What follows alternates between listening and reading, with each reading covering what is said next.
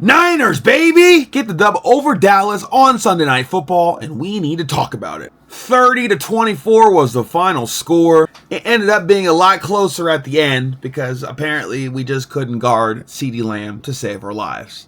You'll have that. He's kind of good. He ended up with 13 catches for 146 yards and 2 touchdowns. Dak Prescott spent most of this day throwing balls that just made you scratch your head like, why did you throw that one? But he did recover and start throwing missiles in the fourth quarter. And I was like, where's this been all day? Like, literally as a Niner fan, I'm like, what is happening? Because he kind of showed up for a moment. But then, reality set in. Because the Cowboys weren't going to beat the 49ers tonight in this world or the next. And they didn't. Brock Purdy ran for as many yards himself as the Dallas Cowboys did tonight. As a whole, Dallas had 56 yards. So for Brock to run for 56 yards and a touchdown, impressive. But that's nothing out of the norm this year because Brock's been using his feet as he's realized that his offensive line's not going to block for him that well. And he has also realized, wow, I'm actually not slow. So let's actually run. And it's helped our offense move and keep drives alive. So I'm very much appreciative of that watching these games because it's a thing that you have to game plan for now. Isaac Guerrero ended up being the 49ers leading rusher tonight. 14 carries, 85 yards, and a touchdown. He had to come in and take the blunt of those carries because Jordan Mason went down with an injury, which really sucks because he's like right on the cusp of 700 yards. And I'm like, man, Jordan Mason could actually get 1,000 yards rushing this year. It's like realistic, but now he's like back-to-back weeks getting hurt. And I'm like, JP Mason, hope you get healthy real soon, brother. But Isaac Guerrero, he has real good size on him. Because what? He's like 6'2", 220. And he runs a 4.3 40. He ran the ball with power and speed. It was awesome to see tonight. Brock Purdy had a very Brock Purdy-like game. 18 of 26 for 260 yards passing. 1 touchdown through the air. 1 touchdown on the ground. 114 passer rating. Gotta love it. Kittle on National Tight Ends Day had 6 catches for 128 yards and a touchdown. Kittle's been on fire this year. Debo had 4 for 71. He legitimately could have had over 100 without question. 2 big, huge drops for him in the first half. And then there was one that got called back for holding. And I was like, man, penalties were starting to shoot us in the foot. Non-blocking was shooting us in the foot. The first half just started off so weird. And we were down 10-6 at halftime. And I was like, what is this 49ers team? Like, we don't have control. I didn't feel like it was out of hand or anything. But like, the drives that we put forth in the first half just felt weird to watch. Dallas was controlling the pacing of the game, and I didn't like it. But they didn't come out the half like that. Dallas came out the second half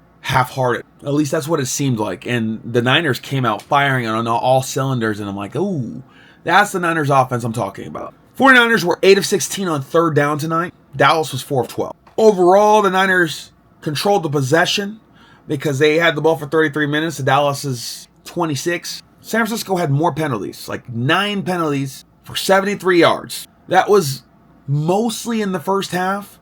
There were some pretty blatant non-calls in the second half that went our way, especially in the fourth quarter when the Cowboys were driving. I was shocked that Jair Brown didn't get called for PI there at the end. I was super shocked. And again, I'm pretty annoyed watching Jair Brown play because, don't get me wrong, bro gives all of his effort and hits really hard and is always going downfield, but he's out of control. Like the one play that CeeDee Lamb walked in the end zone untouched is because Jair Brown came downhill so fast he obliterated Renardo Green. Renardo Green didn't enter the game after that.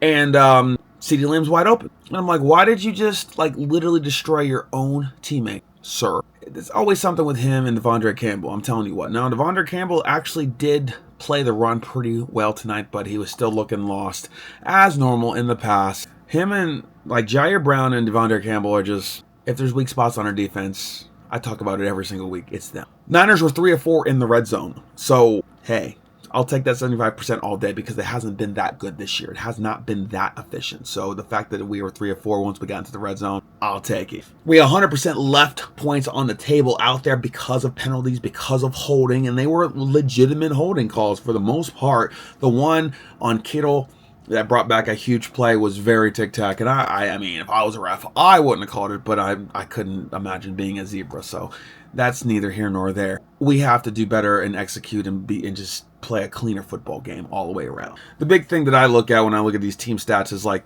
the fact that the Niners had 223 rushing yards and Dallas had 56. That's 49er football. Ricky Pearsall, can we please talk about him? Every week that Ricky Pearsall's in our lineup, we should be so happy and so blessed because he runs crisp routes. He gets separation, and he gets that separation through the middle of the field. Watching him work is a thing of beauty. I mean, he had 4 catches for 38 yards tonight. He had an end-around rush where he got 39.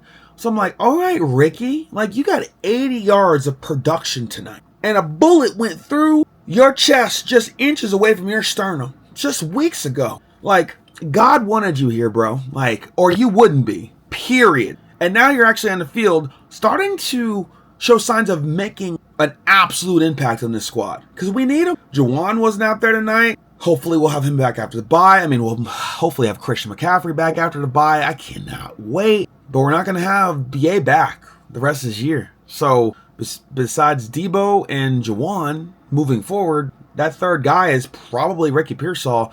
And based off of what I've seen thus far, I'm good with that. He looks like he could be a dude. He looks like a guy. And I'm pumped. Pumped for him. You know what I'm also pumped to see? Ronnie Bell, 0 catches for 0 yards. Because that's the way it should be.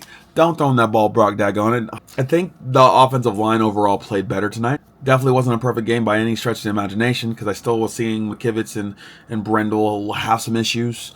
And you're going to have that. And I'm also not looking at the Dallas D-line like, ooh, man, bunch of dogs out there. Like, not really. But you can only play who you play. And tonight, the 49ers offensive line looked very formidable for the most part. So, congrats. I was actually kind of scared for a little bit there because Zeke was like hitting us with like, oop, 7-yard gain, oop, 11-yard gain. And it looked like the Zeke that had came out fresh off of the Ohio State block 5 years ago. And I'm just like, whoa. We got the young Zeke in tonight's game? No.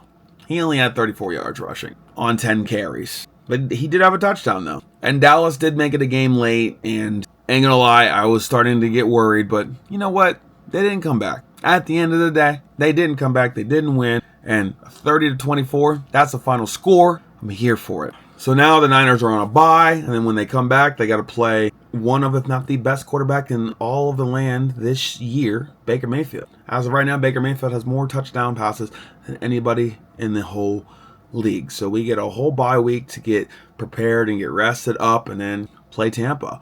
And then play the rest of the season. Dallas goes and plays the Falcons and they're going to go do their thing. But we got a dub. We proved that we can hold a lead at the end of a game with help or without it. We got it. We proved that we can make adjustments in the second half and come out firing on all cylinders and score 24 straight points. Like, this game showed me that my team has a lot of heart. And once the momentum gets going, they go. So now we just have to build on this. Go beat Tampa. Yeah, cool. If you want to talk about anything, comment down below. If I missed anything, please be sure to tell me. I know you will. If you're watching this on YouTube, make sure you subscribe. We make a video like this every single week that the 49ers play a game. And it's always going to be on TikTok and Instagram and Facebook as well. So follow me, subscribe, have a good night. And until the next one, peace.